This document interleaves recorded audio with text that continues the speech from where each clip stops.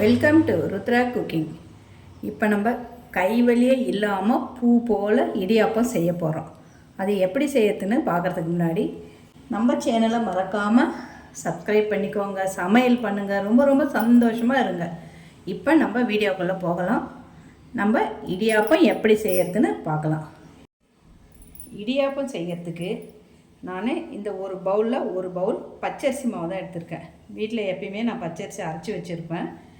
அதை நான் ஒரு பவுல் பச்சரிசி மாவு எடுத்துக்கிறேன். அதுக்கு தேவையான அளவு உப்பு, கொஞ்சம் எண்ணெய் விட்டுக்கலாம். கடலை எண்ணெய் தான் விட்டுக்கிறேன். இதெல்லாம் கொஞ்சம் எண்ணெய் விட்டுக்கலாம். எண்ணெய் விட்டு இதெல்லாம் கலந்து வச்சுக்கலாம். இப்போ ஒரு கிண்ணம் வச்சுருக்கேன். அதே அளவு கிண்ணத்தில் ஒரு கிண்ணம் தண்ணி எடுத்துருக்கேன். இது கொதிக்கணும் தண்ணி. இதுலேயும் கொஞ்சம் எண்ணெய் சேர்த்துக்கலாம். தண்ணி கூடவோ குறைச்சலோ ஆகும். நம்மளுக்கு தேவைப்பட்டால் ஒரு கிண்ணம் தவிர இன்னும் எக்ஸ்ட்ரா தண்ணி தேவைப்பட்டாலும் நம்ம தெளித்து பிசைஞ்சிக்கலாம். இப்போ நான் ஒரு பவுல் தான் தண்ணி வச்சுருக்கேன். நம்ம ஒரு பவுல் தண்ணி எடுத்துக்கிட்டோம் இல்லையா, அது இப்போ நல்லா கொதிக்குது. இந்த தண்ணியை நம்ம ஊற்றி பிசைஞ்சிக்கணும். நல்லா கொதி வந்த தண்ணியை நம்ம இதில் கொஞ்சம் கொஞ்சமாக ஊற்றி பிசைஞ்சிக்கலாம். நம்ம இருக்கிற தண்ணி எல்லாமே ஊற்றி வச்சுங்க. இந்த மாதிரி நல்லா பிசைஞ்சு வச்சுக்கணும். மாவு இந்த பதத்தில் இருக்கணும். இது நல்லா பிசைஞ்சு ஒரு 10 நிமிஷம் இதை அப்படியே மூடி போட்டு மூடி வச்சிடலாம். 10 நிமிஷம் ஆயிடுச்சு. மாவு இப்படி இருக்கட்டும்.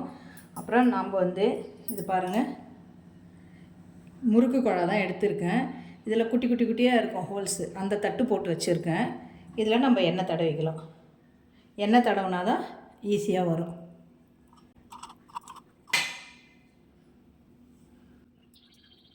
இடியாப்பம் பிழியறதுக்கு நான் இட்லி தட்டு தாங்க யூஸ் பண்ணுறேன். அதுலேயும் எண்ணெயை தடவிக்கலாம்.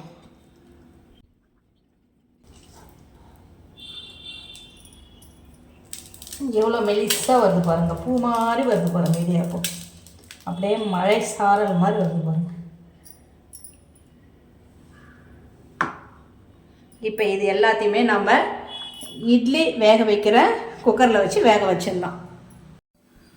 நான் இப்போ குக்கரில் தண்ணி வச்சுருக்கேன். கொஞ்சமாக தான் தண்ணி வச்சுருக்கேன். அதில் இந்த தட்டை வச்சிடலாம். தட்டை வச்சுட்டு நம்ம பிழிஞ்சிருக்கிற இடியாப்ப தட்டை அப்படியே ஒன்று மேலே ஒன்று வச்சிடலாம். இப்போ குக்கரை மூடி போட்டு மூடிடலாம். இதுக்கு வெயிட் போட வேண்டாம். நம்ம குக்கரை மூடி போட்டு மூடிட்டோம்.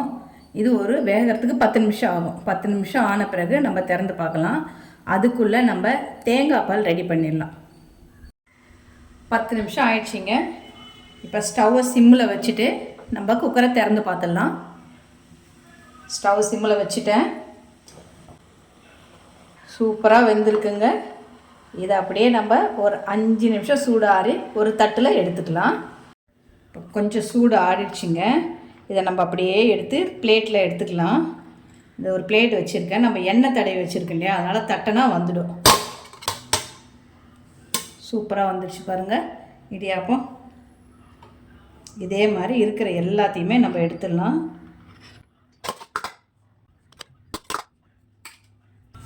என்னங்க அதுக்குள்ளே எழுந்துச்சு போகிறீங்க? நீங்களும் மாவு ரெடி பண்ண போகிறீங்களா?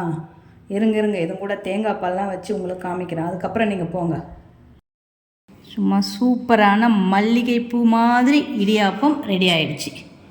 நீங்களும் வீட்டில் இதை ட்ரை பண்ணி பாருங்கள். இங்கே தேங்காய் பால் இருக்குது.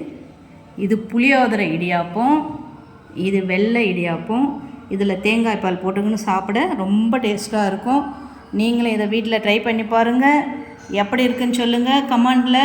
மறக்காமல் நம்ம சேனலை சப்ஸ்கிரைப் பண்ணுங்கள், சமையல் பண்ணுங்கள். ரொம்ப ரொம்ப சந்தோஷமாக இருங்க.